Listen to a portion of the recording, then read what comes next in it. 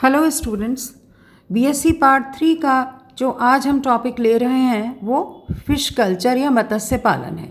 ये एक लंबा टॉपिक है, इसको मैं आपको अनेक भागों में बांट के आपसे शेयर करूंगी। आज हम इसका पार्ट 1 अभी शेयर कर रहे हैं। मत्स्य पालन या फिश कल्चर। मछलियाँ प्रोटीन का सबसे उत्तम स्रोत मानी जाती हैं। देश में फिश प्रोटीन की आवश्यकता की पूर्ति हेतु हर वर्ष लगभग 1 करोड़ टन मछलियों की ज़रूरत होती है, जबकि प्रतिवर्ष उत्पादन लगभग 35 लाख टन है। भारत में मत्स्य पालन सर्वप्रथम पश्चिम बंगाल में शुरू हुआ। आजकल बढ़ती आबादी के दबाव की वजह से चीन, वियतनाम, इंडोनेशिया, कंबोडिया, यूएसए तथा भारत में मत्स्य पालन में उत्तरोत्तर वृद्धि हो रही है। आर्थिक रूप से लाभदायक मत्स्य प्रजातियों के culture, artificial fertilization, induced breeding आदि ने मत्स्य पालन के क्षेत्र में एक नए युग की शुरुआत की है। संपूर्ण विश्व में मछलियों की लगभग 20,000 प्रजातियां पाई जाती हैं। भारत में 2200 प्रजातियां पाई जाती हैं। गंगा नदी में लगभग 375 मत्स्य प्रजातियां मिलती हैं। कभी मछली पालन मछुआरों तक ही सीमित था, किंतु आज यह सफल लघु उद्योग के रूप में स्थापित है। मत्स्य पालन रोजगार के अवसर तो पैदा करता ही है, खाद्य पूर्ति के साथ साथ विदेशी मुद्रा अर्जित करने में भी महत्वपूर्ण भूमिका अदा करता है। संवर्धन योग्य मछलियों को निम्न 3 कैटेगरीज में बांटा गया है: इंडिजिनस या देशज, लावण्य मछलियाँ और विदेशी मछलियाँ।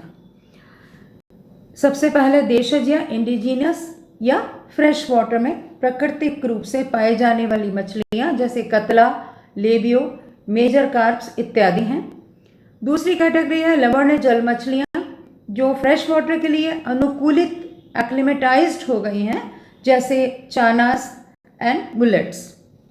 फिर तीसरी कैटेगरी है विदेशी मछलियाँ, एक्सोटिक फिश, जो दूसरे देशों से मंगाई जाती हैं, जैसे mirror carp, Chinese carp, crucian carp और कॉमन कार्प। अब अगर हम देखें तो मछलियों के कल्टीवेशन या पालन के लिए इनमें कुछ विशेष लक्षण होने चाहिए जो निम्न प्रकार से हैं। सर्वप्रथम मत्स्य पालन हेतु प्रयुक्त की जाने वाली मछलियों में हम निम्न गुणों को तलाशते हैं। नंबर 1, प्राकृतिक भोजन ग्रहण करने की प्रवृत्ति होना चाहिए। नंबर 2, कृत्रिम भोजन को भी सहजता से ग्रहण करने वाली प्रवृत्ति वाली मछलियां होनी चाहिए। वृद्धि एवं विकास के लिए कम भोजन ग्रहण करने वाली मछली होनी चाहिए। सामान्यतः इन्हें शाकाहारी होना चाहिए। तीसरी जो क्वालिटी है वो है विकास एवं परिवर्धन तीव्र गति से होना चाहिए, ताकि अधिक मात्रा में इन्हें कम समय में प्राप्त किया जा सके। चौथा गुण इनका है खाद्य गुणवत्ता उच्च प्रकार की होनी चाहिए। नंबर 5, जलाशय में पानी एवं जलवायु में अचानक होने वाले परिवर्तनों को सहन करने की इनमें क्षमता होनी चाहिए। नंबर 6, जलाशय में अन्य मछलियों के साथ बिना किसी समस्या के रहने की योग्यता अति आवश्यक है। नंबर 7, रोगों के प्रति प्रतिरोधक क्षमता इनमें होनी चाहिए। नंबर 8, इनमें अत्यधिक प्रजनन क्षमता होना चाहिए ताकि इन्हें अधिक से अधिक संख्या में प्राप्त किया जा सके।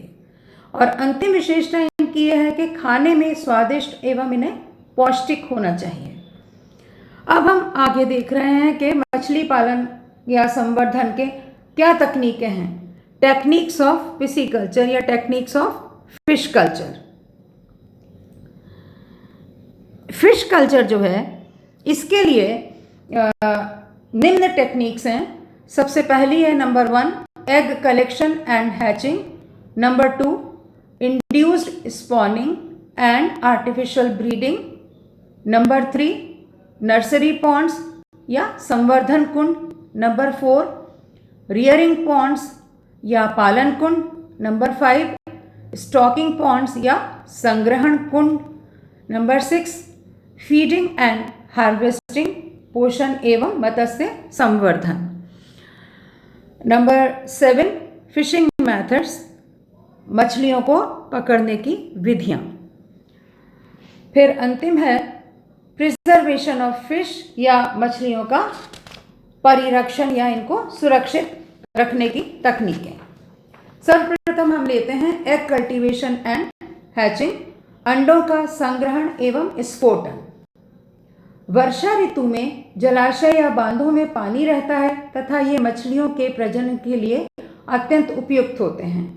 इनके अंडों व शिशुओं को नेट की सहायता से पकड़कर दोहरी भित्ति वाले हैचिंग पिट्स या हापाज तथा नर्सरी पॉन्ड्स में स्थानांतरित कर दिया जाता है, जहां इनकी देखभाल एवं वृद्धि सुनिश्चित की जाती है। हम यहाँ चित्र में देख रहे हैं एक हैचिंग आपा हमें दिखाया गया है। भारत में चिल्का लेक, गंगा, यमुना, गोमती, गोदावरी नदियाँ जो हैं वो मछलियों के अंडों के संग्रहण के अच्छे सोर्स हैं, स्रोत हैं। नंबर 2 आता है induced spawning and artificial breeding, प्रेरित अंडोत्सर्जन एवं कृत्रिम प्रजनन। पिट्यूटरी ग्लैंड के हार्मोन्स की अभिक्रिया से कृत्रिम अंड विसर्जन, स्पॉनिंग कराया जाता है। यह क्रिया प्रजनन हापाओं में संपन्न करवाई जाती है। अंडों के विसर्जन के बाद इन्हें हैचिंग आपास में विस्थापित किया जाता है, ट्रांसफर किया जाता है। जैसा कि हम ऊपर चित्र में देख रहे हैं, हैचिंग हापा स्क्वायर ट्रफ होते हैं जो बांस के डंडों पर कपड़ा मढ़कर नदी में बनाए जाते हैं। इन हापा को बड़े साइज के हापा में स्थापित किया जाता है। स्थिर हापा एक ही स्थान पर स्थापित किए जाते हैं, जबकि फ्लोटिंग हापास एक पंक्ति में बांस द्वारा बनाकर तैरा दिए जाते हैं। ब्रीडिंग हापास को महीन कपड़े से ढका होता है। अब आता है प्रत्येक हैचिंग हापा में लगभग 1 लाख अंडे तक जमा किए जाते हैं।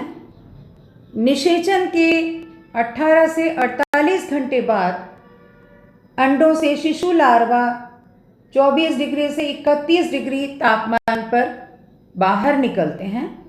ये तैरकर हापा की भीतरी घेरे से बाहरी घेरे में पहुंच जाते हैं, जहां से इन्हें फिर टैंक नर्सरीज में पहुंचाया जाता है। यहाँ से फिंगरलिंग्स या मछली शिशु को स्टॉकिंग पॉन्ड्स, एक तृण तालाब में छोड़ दिया जाता है।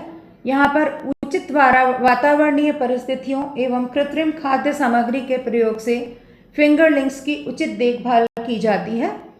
शुरू में शिशु या फिंगरलिंग्स प्राणी प्लावकों को खाते हैं, बाद में प्लैंक्टोनिक प्लांट्स का भोजन करते हैं। Thank you. अब हम आगे का अध्ययन पार्ट 2 में करेंगे। Thank you.